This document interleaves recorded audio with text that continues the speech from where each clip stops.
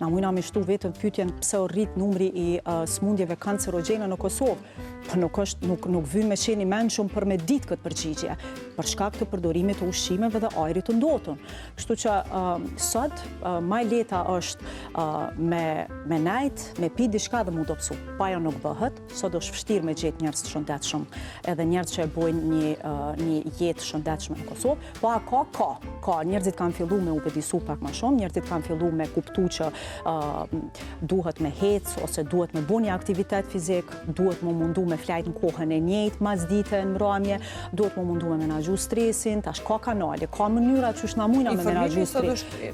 Në një nivel tjetër. Më la përshtypje shumë, e pash diku në Instagram dul një video edhe po thot po e bojnë një pyetje, ato nuk e kam shuar. Po e bojnë një pyetje, ish një kompani e ndërtimit dhe tash marketing ajo dhe ju bojnë pyetje dikun 7-8 klientave potencial, ju bojnë pyetje çka kishe pas qef me pas ma afër banesës tënde. Ishin të listuara prej 1 deri në 5. Ishte spitali, parku, hipermarketi, nuk di çka pat edhe diçka s'po më kujtohet, po më la përshtypje shumë që prej ndoshta 7 personave që kanë ja përgjigje, 6 kanë thonë spitalin me pas. Parën e kanë listu spitalin kam qef me pas afër banimit. Çka më la kjo me nënkuptu?